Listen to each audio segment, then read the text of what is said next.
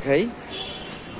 আচ্ছা, আপনাদেরকে আজকে একটা জিনিস দেখাই। এই যে দেখেন, আন্দোলনের সময় ছেলেরা, মেয়েরা, ছাত্ররা এই যে খুনি হাসিনার বিচার চায় এগুলা নিয়ে যে এই কাজগুলা করেছে, হ্যাঁ, দেয়ালে দেয়ালে এভাবে লিখেছে, রোডে লিখেছে, তারপর যে যা কাজ করেছে এগুলো তো পরিষ্কার করার জন্য সবাই মাঠে নেমে গেছে। দেখেছেন না যে ময়লা আবর্জনা ফেলতেছে, পরিষ্কার করতেছে, হ্যাঁ। কিন্তু এখন একটা খুবই অসাধারণ কাজ দেখাই। সেই সাথে এই যে রাস্তাতে তারা কিন্তু ওইখানে ট্রাফিক কন্ট্রোল করছে। আজকে পুরো রাস্তা দেখলাম একদমই সুন্দর, কোথাও কোনো যানজট নাই, কোনো কিচ্ছু নাই, সব গাড়ি সুন্দর মতো চলছে, সব সিস্টেম ওয়াইজ চলছে।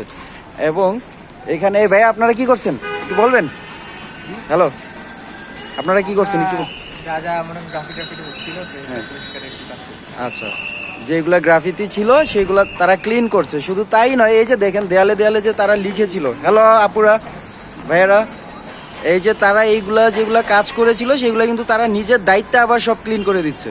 যে এটাই একটা সুন্দর বাংলাদেশের প্রমাণ, এটাই আমাদের আগামী দিনের ভবিষ্যৎ। একসময় যারা যেই সড়ক নিরাপদ আইনের জন্য লড়াই করেছিল, আজ তারা পুরো দেশটাকেই স্বাধীন করে দিল।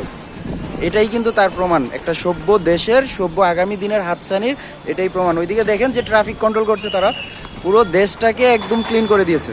শুধু তাই নয়, ওই যে দেখেন যেই ছেলে জীবনে কোনো দিন নিজের খাবারটা হাত দিয়ে ধরে খায়নি, সেই ছেলে আজকে দেখেন রোড পরিষ্কার করছে।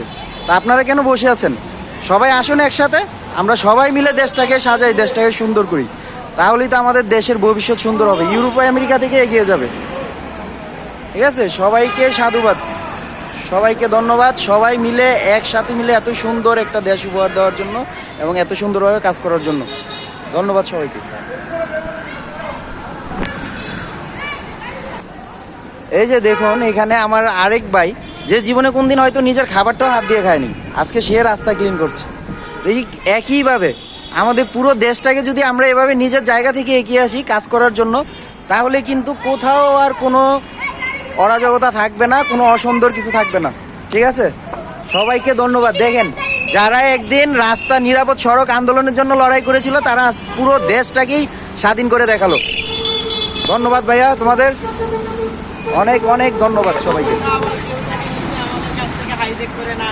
হ্যাঁ, এই যে ভাইয়ার বলেন, কি বলতে চাচ্ছিলেন? মানে এই যে সিচুয়েশনটা, এটা যেন আর কেউ হাইজ্যাক করে নিয়ে না যায় আমাদের কাছ থেকে। আচ্ছা, এই কথার অর্থ মানে হচ্ছে এটাই যে কোনো যেই গণতান্ত্রিক দেশের মধ্যে কোথাও যেন কোনো পরিবারতন্ত্র না হয়, পরিবারতন্ত্র যাতে না হয়, দ্বিতীয়বার যাতে এরকম কোনো স্বৈরতন্ত্র না আসে, পুরনো কোনো কেউ যেত এইভাবে দেশটাকে আবার গিলে খেতে না পারে। কারণ মনে রাখবেন, একটা 17 বছরের যেই রাক্ষসে পেট ভরা বাঘের চেয়েও কিন্তু 17 বছরের ক্ষুধার্ত বাঘ অনেক বেশি ভয়ানক।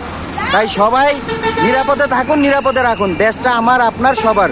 এটা কখনো ভাববেন না যে উমুক আসবে তুমুক আসবে, এগুলা ভাববেন না। মনে রাখবেন, আপনি যাকে আনবেন সেই আসবে। ধন্যবাদ সবাইকে।